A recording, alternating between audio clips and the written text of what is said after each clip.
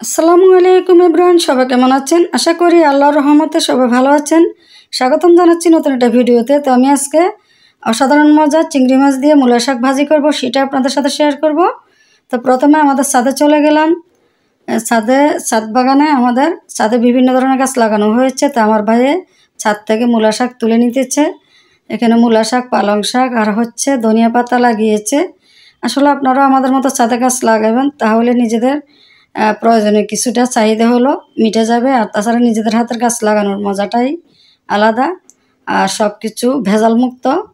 তো আমি ছাদ থেকে চলে আসলাম। এরপরে আমি মূলা শাকটা আস্ত ভালো করে ধুয়ে পরিষ্কার করে কুচি করে নিয়েছি। আর এখানে কিছু মাঝারি সাইজের চিংড়ি মাছ নিয়েছি। এরপর আমি একটা কড়াইতে মূলা শাকটা সিদ্ধ করে নেব।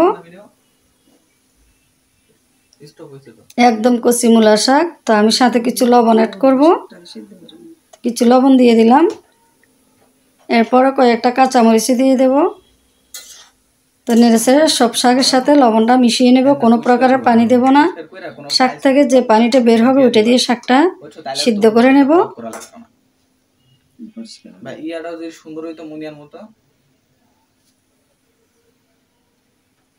আমি অফ ক্যামেরাতে ডেকে দিয়েছিলাম, যে পানিটা বের হয়েছে এটা দিয়ে শাকটা সিদ্ধ করে নেব। আর কয়েকটা কাঁচামরিচ দিয়ে দিলাম।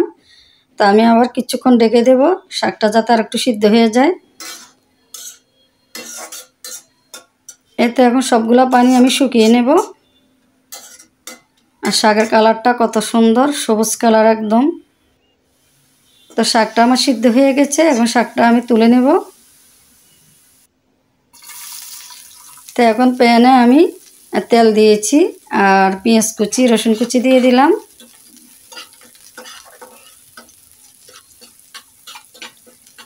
পেঁয়াজ আর রসুনটা আমি কিছু ব্রাউন কালার করে নেব। এইভাবে ভাজি করে শাকটা খেতে খুবই ভালো লাগে, আপনারাও ট্রাই করবেন। তো আমি এখন চিংড়ি মাছগুলো দিয়ে দেব আর কিছু লবণ অ্যাড করব। তো চিংড়ি মাছটা কিছুক্ষণ রসুন আর পেঁয়াজ কুচির সাথে আমি কিছুক্ষণ ভেজে নেব, যাতে কাঁচা গন্ধটা চলে যায়।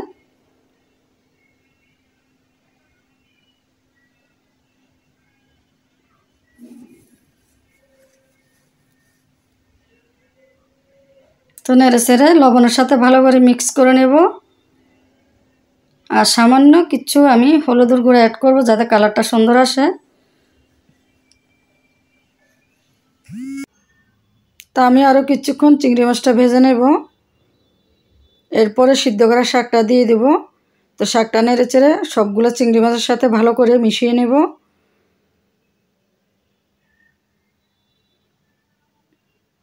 এভাবে মূলা শাক চিংড়ি মাছ দিয়ে ভাজি করে খেতে খুবই ভালো লাগে গরম গরম ভাতের সাথে।